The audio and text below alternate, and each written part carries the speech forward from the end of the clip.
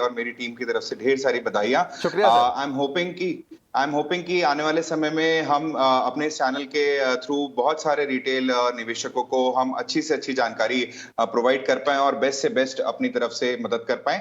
बात रही अभिषेक जी मार्केट के बारे में, तो देखिए जिस तरीके से निफ्टी मुझे लगता है कि अभी ऊपर की तरफ जो रेजिस्टेंस दिखा रहा है वो करीबन 17,750 से लेके कहीं ना कहीं 17,780 के एक ऐसे लेवल्स बन के आ रहे हैं जो कि काफी बड़े रेजिस्टेंस की तरह काम कर रहे हैं। अनलेस हम इन लेवल्स को क्रॉस नहीं करते, मुझे लगता है हर उछाल पे आपको बिकवाली देखने को मिलेगी। आज ऑल्दो जिस तरीके से ग्लोबल संकेत थे उसके बावजूद हमने बहुत ही अच्छी तरीके से उसको कंट्रोल करते हुए अभी फ्लैटिश मूव है हमारे इंडेक्स का।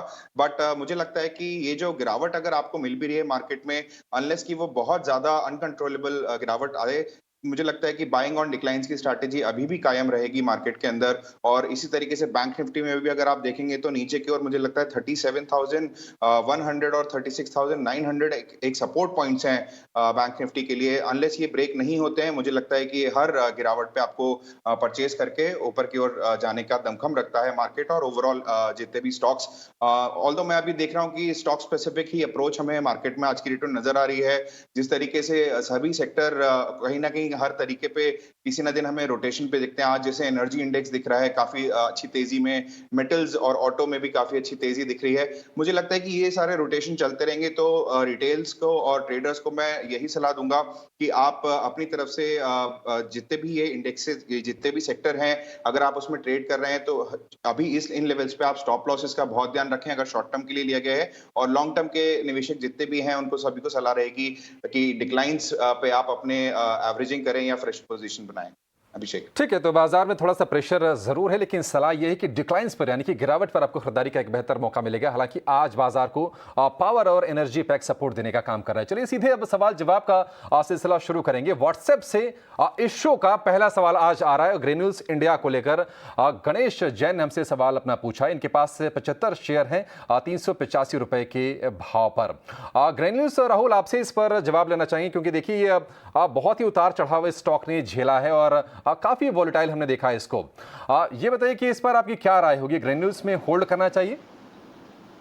देखिए अभिषेक, अगर आप इसके चार्ट्स को, डेली चार्ट्स के बारे में बात करूंगा, अगर आप इसको आप थोड़ा सा स्ट्रेच करके देखेंगे तो आपको कहीं ना कहीं कंसोलिडेशन नजर आएगी। अभी हाल ही में जब हमने देखा करीबन जुलाई महीने के शुरुआत में इसमें एक अच्छी चाल आई थी जिसमें कि इसकी जो हायर लेवल्स बन के आए थे वो करीबन 400 रुपए के भी ऊपर लेके गए थे। वहां से दोबारा हमें डिक्लाइन देखने को मिला और बड़ा ब्रेकडाउन हमें तब मिला जब इसने अपने 100 डेमा को क्रॉस किया। और वो करीबन वो दिन जो बन के आ रहा था वो सितंबर महीने की शुरुआत में था, करीबन 2 सितंबर को। वहां से स्टॉक अभी कंटिन्यूअसली साइडवेज ट्रेड कर रहा है। पर अच्छी बात यह है कि अपने 200 डेमा को सपोर्ट लेते हुए ये अभी मौजूद है। मुझे लगता है कि ये कंसोलिडेशन थोड़ी सी लंबी जा सकती है, तो अगर इनके पास में पेशेंस है तो इनको यहाँ से होल्ड करना चाहिए। बट अगर इन्होंने शॉर्ट टर्म के लिए लिया है तो मेरी सलाह ये रहेगी कि यहाँ से आपको थोड़ा साइडवेज कंसोलिडेशन ही दिखेगा, अनलेस कि ये अपने एक्सपोनेंशियल मूविंग एवरेज जो कि 89 डेज का होता है वो करीबन बन के आ रहा है 341 का, उसके ऊपर अगर ये जाता है तो वहां से एक मोमेंटम आपको देखने को मिल सकता है। बट शॉर्ट टर्म में ये कंसोलिडेशन में ही रहेगा ग्रैन्युअल्स। ठीक है, कंसोलिडेशन का फेज इसमें जारी रहेगा ग्रेन्यूल्स इंडिया के शेयर में। चलिए अगला सवाल लेंगे और ओपी सिंघल जिन्हें व्हाट्सएप के जरिए अपना सवाल हमसे पूछा। इनके पास एचसीसी के 3000 शेयर हैं 27 रुपए के भाव पर। राजेश, इस पर आपसे जवाब चाहेंगे। एचसीसी हालांकि काफ़ी ऊंची खरीद है, अब तो 10 रुपये से नीचे का शेयर है। ये बताइए कि कंपनी में कितनी वैल्यू बची है और अब क्या सलाह देंगे? क्या इनके लेवल्स वापस आएंगे या फिर बेहतर ये होगा कहीं और स्विच कर लें? अभिषेक जी, सवालों के जवाब के सिलसिले को शुरू करूं उससे पहले मेरी और हमारी कंपनी ओम कैपिटल की तरफ से आपकी पूरी टीम को, पूरे टाइम्स नेटवर्क को इस नए चैनल की हार्दिक शुभकामनाएं। और पूरी उम्मीद करता हूं कि जैसे अंग्रेजी वाला आपका डिवीजन है उस तरीके से हिंदी वाले हिंदी दर्शकों के लिए एक अच्छा मार्गदर्शन करेंगे। जहां तक शेयर का सवाल है, आपने एचसीसी बोला या NCC? HCC sir, HCC Hindustan constructions. Okay, देखिए कंपनी में ऐसा कुछ बचा नहीं है। पहले खबरें अक्सर निकल के आया करती थी कि लवासा वगैरह को लेकर के कुछ वैल्यूएशन है, और इन दिनों ऐसा कुछ है नहीं। कुछ इनके आर्बिट्रेज के पैसे वापस आने की भी खबरें थी, जिस कारण से कुछ देरों तक खबरों में था। लेकिन फंडामेंटली अगर देखा जाए तो कंपनी में बैलेंस शीट में ऐसा कुछ बचता नहीं है जिसके कारण उसमें इसे निवेश की सलाह दी जाए। मैं तो यही कहूंगा कि जितनी जल्दी से छुटकारा पाए बेहतर होगा। ठीक है, जितनी जल्दी छुटकारा पाए बेहतर होगा। राजेश जी, कोई आप इसमें स्विच करने की सलाह देंगे? क्या कोई बेहतर प्ले है इंफ्रा में अगर एससीसी से निकलना है तो?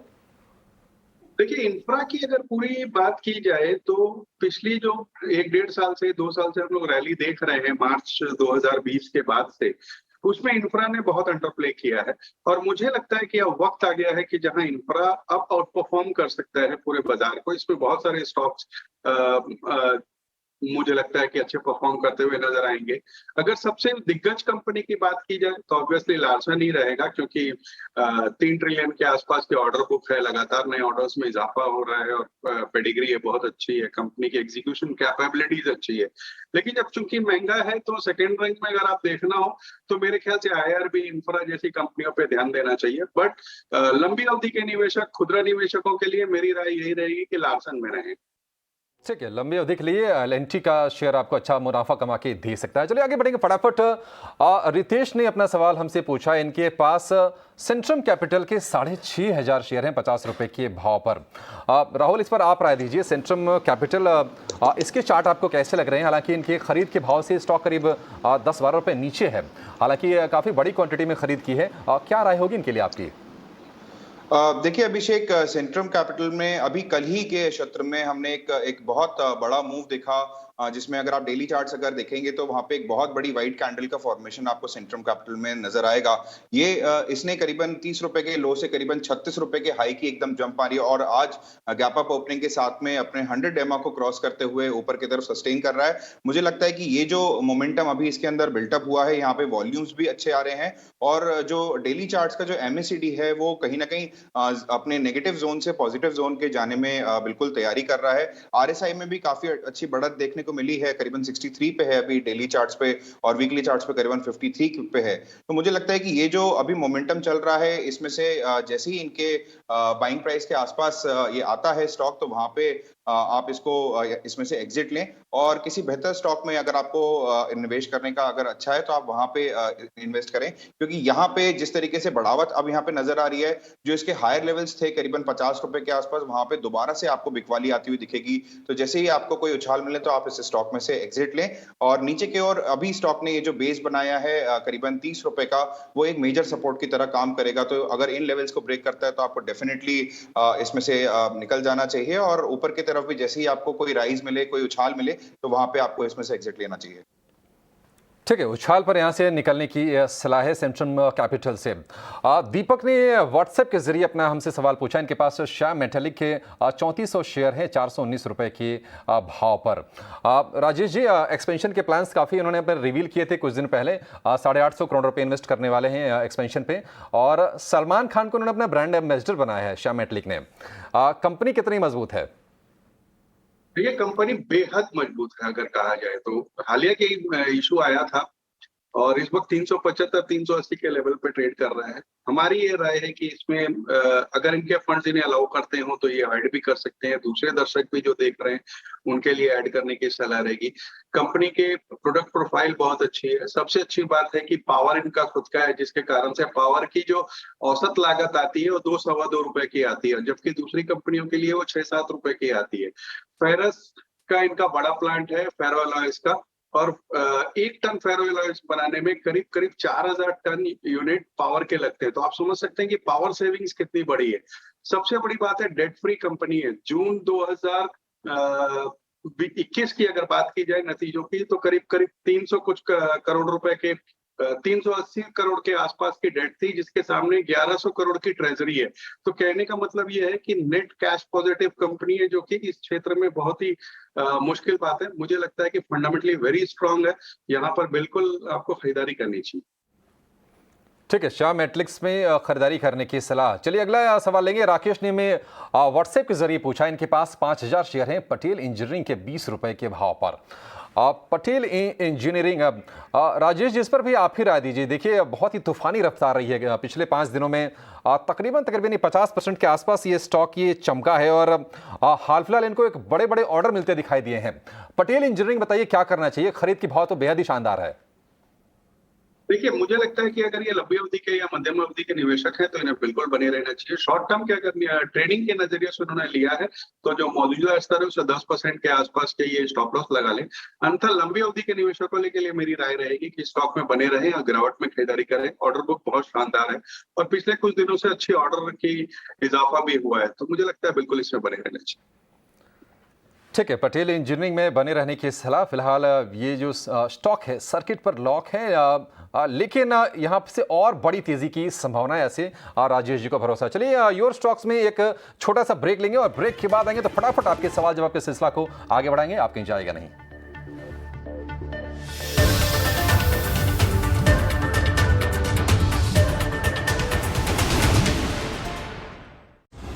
Co-powered by Union Bank of India. Good people to bank with.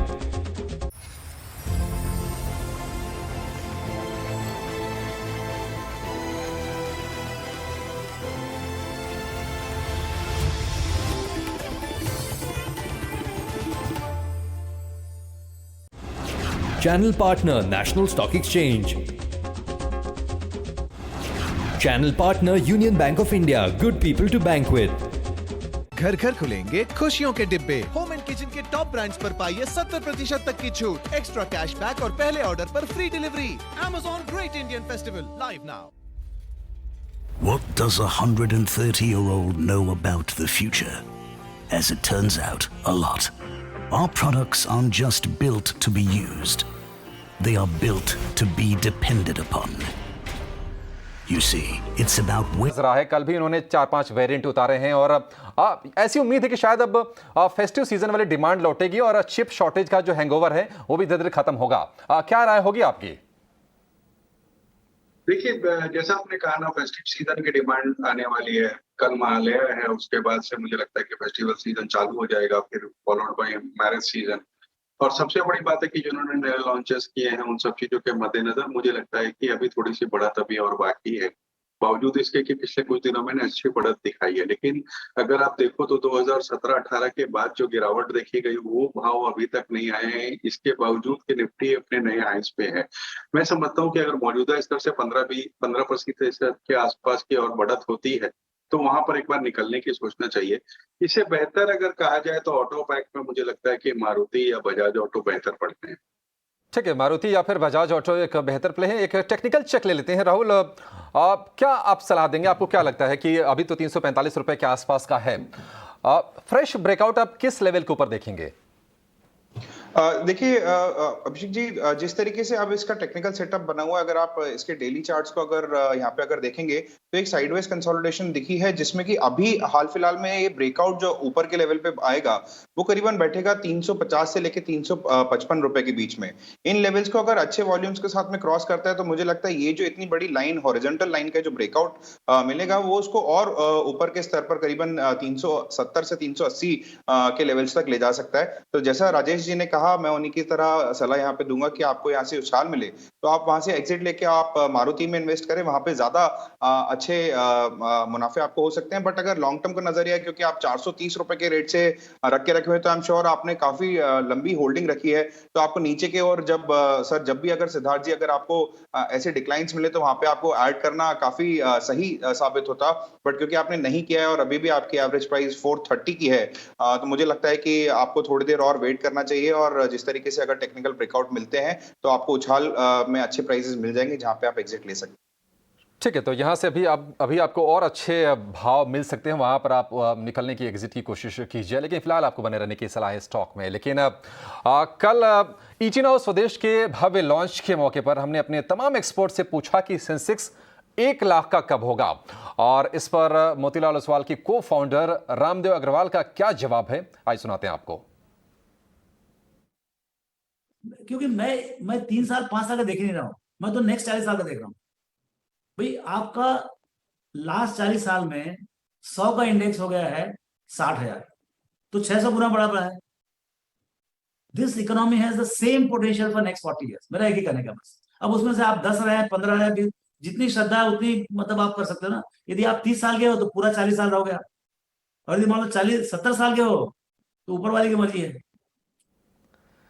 तो इकोनॉमी अगले 40 साल तक इसी रफ्तार से बढ़ सकती है और बाजार का हाल भी यही रहेगा। आपको मौके मिलेंगे भरपूर। ET Now स्वदेश के मैनेजिंग एडिटर निकुंज डालमिया से बातचीत के दौरान मोतीलाल ओसवाल के को-फाउंडर रामदेव अग्रवाल ने भविष्य में निफ्टी की मजबूती की उम्मीद जताई। उन्होंने कहा कि पिछले 20 साल में टेक कंपनियों का हिस्सा काफी बड़ा है और आने वाले वक्त में डिजिटल कंपनी की हिस्सेदारी 20% तक बढ़ सकती है।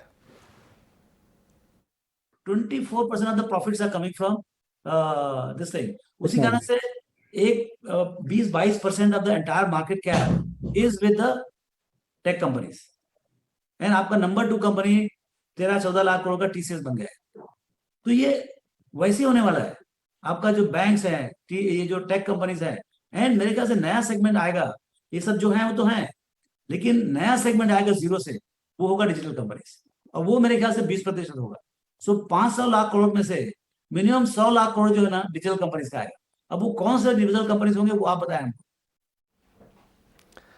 ठीक है, डिजिटल कंपनियों की हिस्सेदारी बढ़ेगी, लेकिन देखिए बाजार का हाल आपको फिर से बताते हैं। बाजार बिल्कुल सुस्त है, बिल्कुल हिलने डुलने की भी कोशिश नहीं हो रही है, बिल्कुल सपाट ट्रेड है। निफ्टी है 17,700 के आसपास, सेंसेक्स में मामूली गिरावट 59,300 के आसपास। लेकिन एक रेशियो जिसको आप नजर रखिए एडवांस डिक्लाइन का, हर गिरने वाले एक शेयर के बदले 2 बढ़ने वाले शेयर है, यानी कि 1:2 का रेशियो है बढ़ने और गिरने वाले में। तो ये आप याद रखिएगा। फिलहाल चलिए शो को यहीं समेटेंगे। राजेश जी और राहुल, आप दोनों का बहुत शुक्रिया आज समय देने के लिए और बाजार के साथ स्टॉक्स पर भी हमारे दर्शकों की क्वेरीज को सुलझाने के लिए। चलिए शो को यहीं समेटेंगे, एक छोटा सा ब्रेक लेंगे। ब्रेक के बाद लेकर आएंगे कमोडिटी बाजार का पूरा एक्शन कमोडिटीज नाउ में विश्वमोहन के साथ। आप कहीं जाइएगा नहीं। नमस्कार।